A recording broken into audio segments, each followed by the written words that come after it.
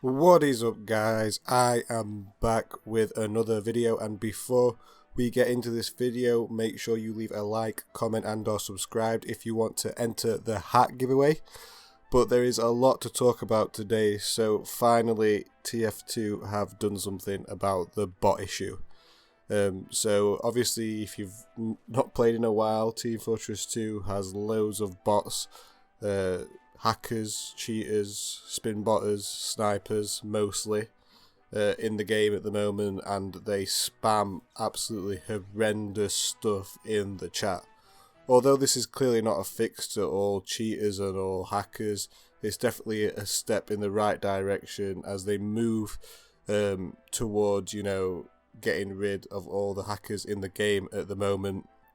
And it's something they had to do because it was just getting so offensive. But that's one of the things I want to talk about in this video actually as well, is why they've decided to do a quick fix for this now and how they're actually stopping it. So for example, what they're doing now, obviously these cheating accounts constantly get banned. They make new accounts, they mass produce new accounts, and then they jump into servers. They'll have programs or they'll have mine data dumps of Steam accounts that they can use, that they'll be using for these bots. But now if you're a new account, basically you won't be able to chat in the chat log. So what they're doing now, it's sad if you're just joining the game and you're free to play, and you're a brand new account. I think you're going to have limitations on how you can chat within the game. So that's one thing to think about. New players and new accounts will have sort of limited chat options now compared to an older account. Now, what do they mean by new account?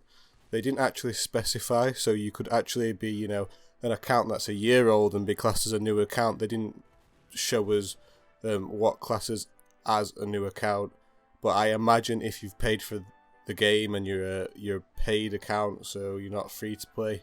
It's different these days with free to play and how pay to play and free to play used to work. I think now you only have to buy something from the Manco store and you become pay to play, so it's different than what it used to be. But yeah, I think you'll also have to maybe engage in the Steam Guard where you have your phone number attached to the accounts. I'm quite interested to see how this really works and how it decides what's a new account and when it should put restrictions on the account, etc., etc.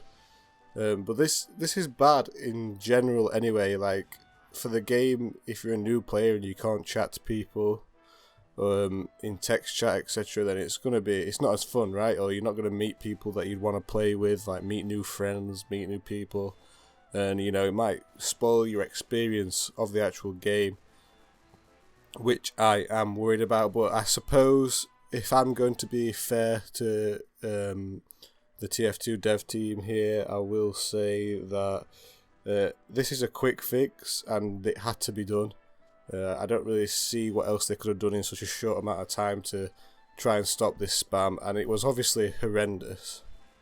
Some of the stuff they're saying, obviously, if you guys follow Reddit or TF2 Reddit or anything like that, some of the things they were saying, it was just out of order. So in this update, they're restricting certain new accounts from using chat in official matchmaking modes, and they've also said work is ongoing to mitigate the use of new free accounts for abusive purposes. So obviously this is basically, instead of TF2, tweeting saying they're trying to sort it out, this is basically TF2 taking action and saying that they're going to be taking more action on these accounts going forward. So that's quite interesting that they're still going to support this. It also gives us hope for whether they want to, maybe update the game in the future. I think it gives us a bit of hope for that as well. So it's good. It's good in general. Obviously, these new accounts, I don't know if you're free to play, but you've had the account for a year. I don't know whether it'll limit you there, or how it will decide to limit you.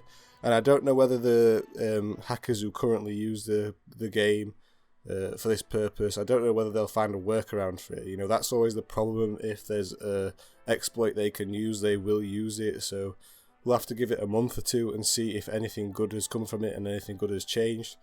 But all we can do really is wait and see.